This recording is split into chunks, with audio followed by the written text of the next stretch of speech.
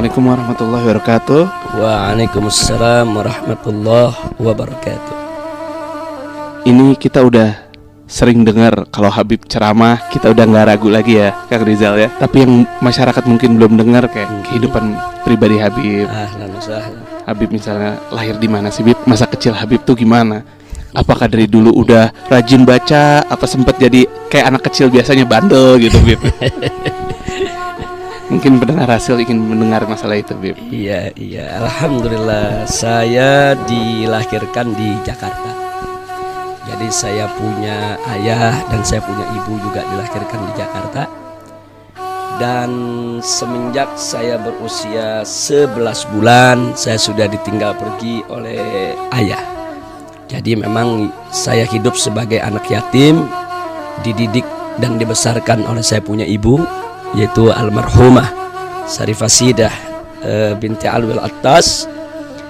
Dan ya sebagaimana layaknya anak yatim lah. Anak yatim kata orang banyak yang bandel ya, tapi enggak juga. Dulu kita hidup sebagai yatim dan betul-betul dididik langsung oleh kita punya ibu. Dan beliau betul-betul punya perhatian besar, yaitu terhadap pengamalan agama, terhadap pendidikan, terhadap pergaulan. Jadi kita punya ibu dulu betul-betul mengontrol dengan siapa kita bergaul, kemana kita ngaji, dengan siapa kita belajar, dan bagaimana kita mengikuti pendidikan sekolah. Jadi betul-betul dikontrol. Dan saya bersyukur punya ibu yang punya perhatian tinggi terhadap pendidikan.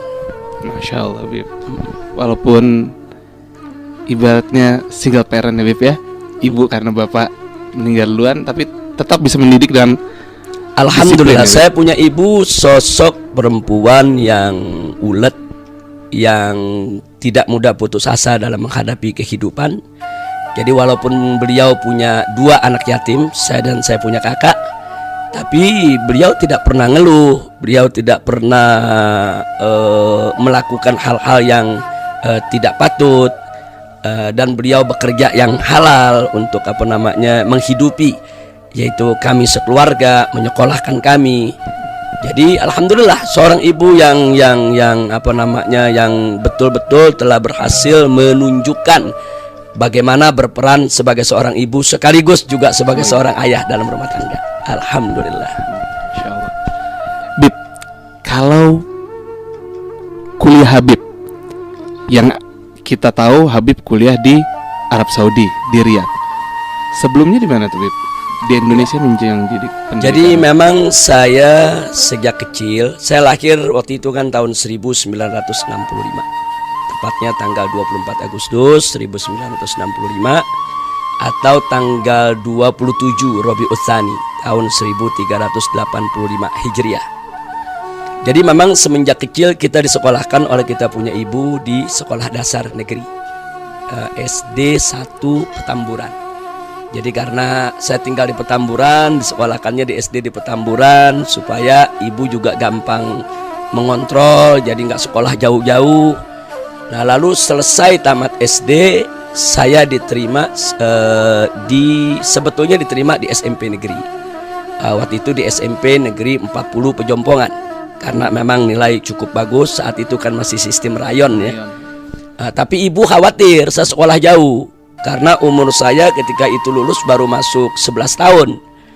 Jadi karena khawatir, apalagi harus melalui pasar, lewat jalan kereta di Pejompongan, akhirnya beliau tidak setuju saya sekolah jauh-jauh. Nah saya waktu itu dimasukkan ke SMP Kristen Bethel. Saya sempat sekolah di sekolah Kristen. Tapi sebetulnya ibu juga khawatir, takut nanti sekolah di sekolah Kristen ini ada pengaruh-pengaruh yang tidak bagus. Nah karena itu saya diwajibkan untuk ikut madrasah diniyah. Nah, jadi kita pagi ikut madrasah diniyah sampai siang. Nah siang baru sekolah di SMP Kristen Bethel selama SMP itu. Nah dari situ saya sekolah di SMA. Pernah sebentar kita sekolah di SMA Negeri 4 karena masih sistem rayon. Mana yang nilainya bagus kan diterima di sekolah-sekolah favorit ketika itu. Nah, cuma karena saya punya ibu sudah pindah dari Petamburan ke Tangerang, yaitu ke Perumnas Tangerang, jadi tidak nyaman sekali dari Tangerang ke Gambir ini. Dulu kan belum ada jalan tol. Jauh. Dulu masih harus lewat dan mogot, lewat Grogol. Jadi waktu itu habis di jalan. Nah, akhirnya kita ambil inisiatif dan kita sampaikan ke ibu supaya kita sekolah pindah saja. Akhirnya pindah ke SMA Islamic Village yang didirikan oleh Pak Yunan Helmi Nasution. Itu kalau nggak salah itu masih cabang dari Al-Wasliyah ya. Nah, kita sekolahlah di sana sampai lulus. Nah, setelah lulus saya cicipi pendidikan di Lipia. Dulu namanya masih LPBA, Lembaga Pengajaran Bahasa Arab. Itu cabang daripada Universitas Imam Muhammad Ibn Saud yang didirikan oleh pemerintah Saudi. Nah, dari sana saya tidak lama, saya hanya belajar 1 tahun saja, karena tanpa diduga kita mendapatkan beasiswa dari OKI, Organisasi Konferensi Islam. Waktu itu ada mustasyarnya di Indonesia, yaitu Sayyid Ridho Al-Attas. Nah, beliau yang mengurus dan kita mendapatkan beasiswa dari OKI untuk belajar di Jamiatul Malik Saud di kota Riyadh di Saudi Arabia. Sebetulnya awalnya yang memasukkan kita ke sana atas nama Organisasi Konferensi Islam, tapi setelah masuk di sana ya ditanggung beasiswa oleh pemerintah Saudi. Nah, itulah riwayat pendidikannya.